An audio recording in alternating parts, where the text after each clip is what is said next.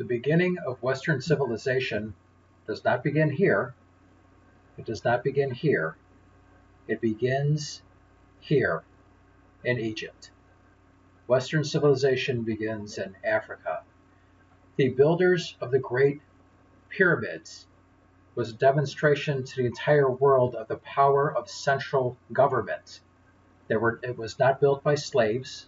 That's a myth. Most Egyptologists agree that that's nonsense. It was farmers. And in the off-season, instead of relaxing, they're building the pyramids, which took 20 years to build.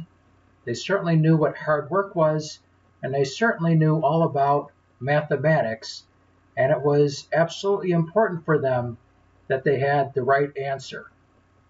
In today's insane world, we now have white leftists trying to say that hard work is a white thing, showing up on time is whiteness, and now mathematics is white, and focusing on finding the right answer is also white.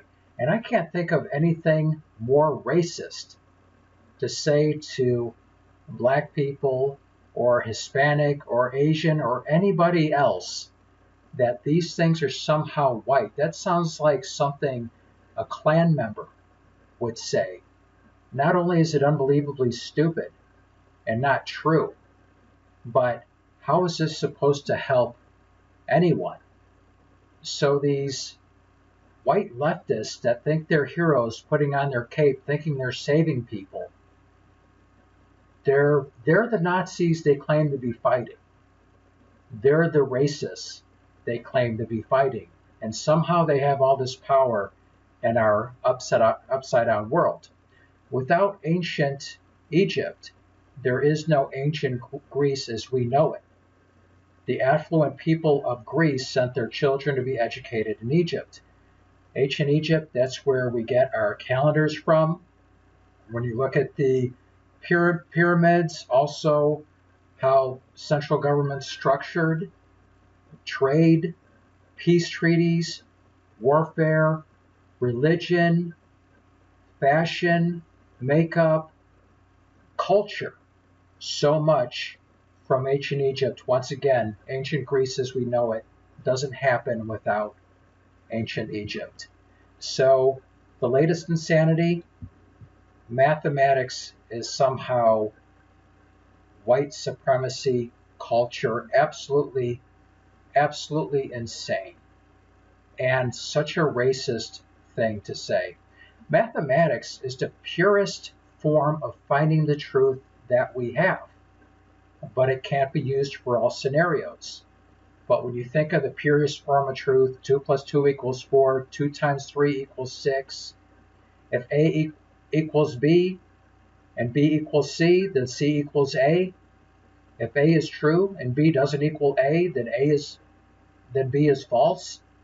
So the purest form of truth we have is through mathematics, as far as objective, as far as provable, demonstratable, but it can't apply to every situation. There are situations where the truth doesn't exist, where finding the truth is difficult. For example, let's say somebody gets intoxicated, they get drunk, they get in their car and drive, they hit another car because they're under the influence, and there's 3 high school kids in the car, and they all die, and he survives. That person gets 7 years of prison. Is that the right answer?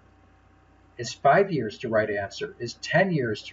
What is the proper sentence? What is the definition of justice in that scenario?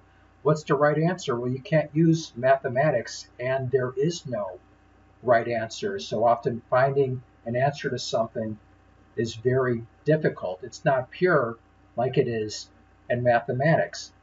But these same people who created this pamphlet that they were handing out in an African American History Museum, saying that hard work was a white invention.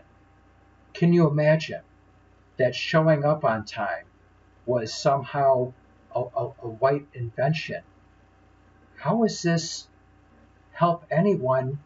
I mean, imagine telling young black people that finding the truth in mathematics isn't important, how are they going to grow up and be a developer? How are they going to write code thinking that it doesn't matter, the formulas in the code it doesn't matter if they're absolutely right? Absolute insanity, and just unbelievably racist. I can't imagine telling this to anybody who's black, any of my black friends. I can't imagine telling them, oh yeah, hard work, that's a white invention. Showing up on time, that's white. Mathematics, really wanting to find that right answer, oh, that's white culture. That's whiteness. That's a white invention. I mean, it's blatantly false. It's mind-numbingly stupid. And it's so racist. And this is what we have going on in our society. And somehow these people have power and influence. It is absolutely insane. But anyway, that's my take on it. But, speaking of whiteness, you know what whiteness is? Whiteness is this line right here.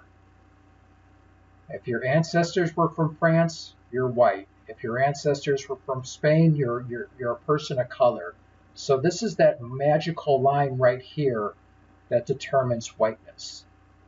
Because of biology, the farther you go from the equator, the lighter skin gets, because it's more important to absorb vitamin D. Lighter skin's better at absorbing vitamin D, and when you're getting less sunlight, that's important. Darker skin is better at protecting the skin from sun damage, which is more important when you're closer to the equator. When you look at Africa, you have a large difference in skin tone between Egypt and Central Africa, where the equator goes through. So that's all whiteness is. It's a line, and we used to think people of Italy were not white, and then we decide, oh, well, okay, now we'll say they're white. Italians have a rough history in the country. Italians were lynched in the United States. So the line kind of goes through it. So are we saying these people are white, these people aren't white? Then, of course, how about all the people of mixed race?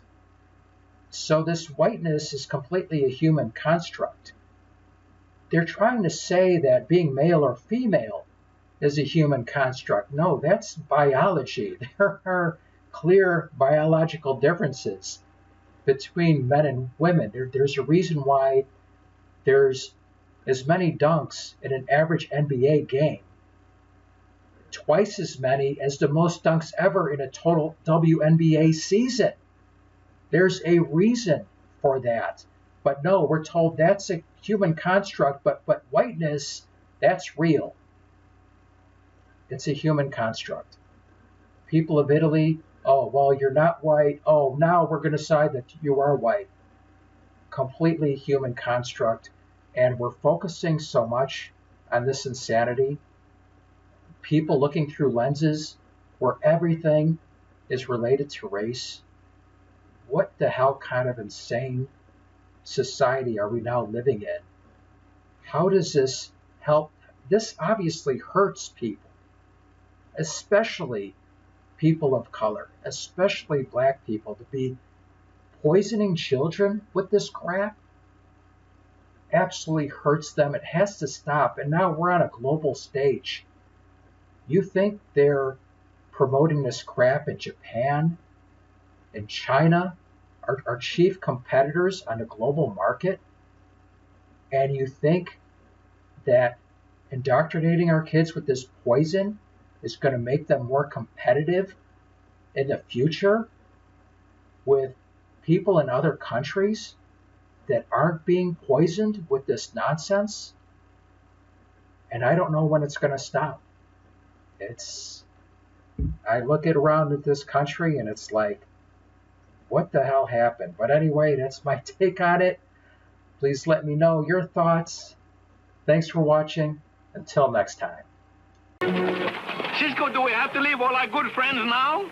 Only until next time, Pancho. Adios, amigos.